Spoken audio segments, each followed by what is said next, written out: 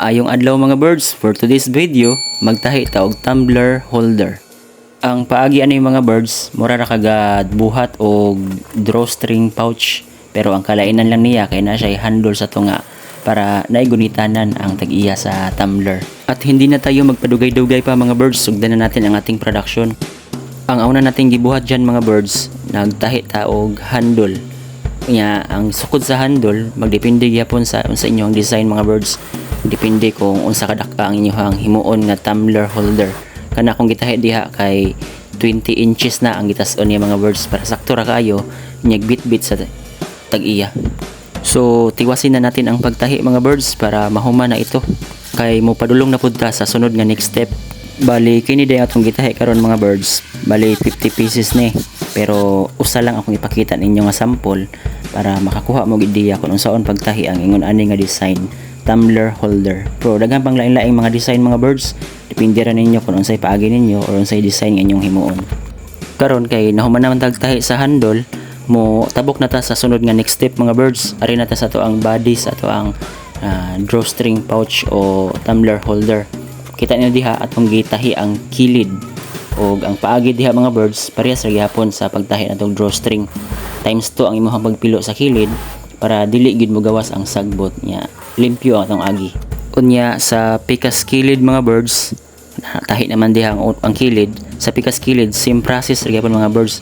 Kaduha gyapon nato pilon nya tatong tahion para mao gyapon parehas sa pikas, limpyo o quality ang atong agi. Ug kay nahuman naman og tahi ang duha ka kilid mga birds, ari na pud ta sa sunod nga next step. Pero syempre ato sa nangguntingan diha para limpyo. Ang sunod nga next step mo na itong buhaton mga birds. Pilo ta gamay nya magpilo pud mga 1 inch para suksukanan sa atong drawstring. O kung diha nagay nga part ang inyong tahion mga birds ay kalimti nga i-back stitch gyud ang inyong pagtahi para di matangkas o lig-on ang pagtahi diha. Sa pikas tumoy ingon ana ra gihapon pilo ka gamay nya magpilo na pud balig 1 inch para agianan gyapon sa string mga birds. Nya same process gyud gihapon ayaw kalimti gihapon ang pag-reverse o ang pag-back stitch. Pero nakalimot ko mga birds naman din ay handle sa tunga. Kalimot kong taod ang akong gitangkasan diha mga birds dapit sa tunga kay atong itaod diha unya ang ato ang gitahi ganina nga mga handle nga ang sukod 20 inches. Pero kana mga birds sa usa ka bag usa ra pod ka handle ang atong gamiton. Pagka humagtangkas mga birds atong gitaod atong nalimtan ganina ang handle atong gitahian diha para lig-on gyud nya pahinumdum lang day mga birds unyag taod ninyo sa handle ayaw isampak gyud pag-ayo sa pinilan kanang agianan bitaw sa string kay kung isampak ninyo ayo posible kanang nga handle mahimo na siyang sagabal inyag taod sa string unya kanang sakto lang gyud mga birds kanang igo lang siya magian inyag tahi kay makita niyo mga birds inyag humagtahi anang diha sa tunga ato din na siyang pilan mo na nay magdalag lig-on niya mga birds kay ato pa man ang i-reverse diha para lig-on din siya nya timan nga inyag tahi nyo diha lang dapit sa tunga. Pahinumdum day mga birds nga unyag taod ninyo sa handle i-check gyud tan-awa gyud pag-ayo kung dili ba na maglubag-lubag o magtuyok-tuyok ang inyong handle kay basig nyig ang output ana ang inyong handle ang resulta nagtuyok-tuyok o naglubag. Og makita ninyo diha mga birds nga ato nang gitahian ang kilid og pahinumdum gihapon nga kung magsugod kag tahi sa kilid ayaw gyud dito sa pinakatumoy mga birds diha ra kadapit unahan sa pinilan kay para naiagianan ang atong string unya.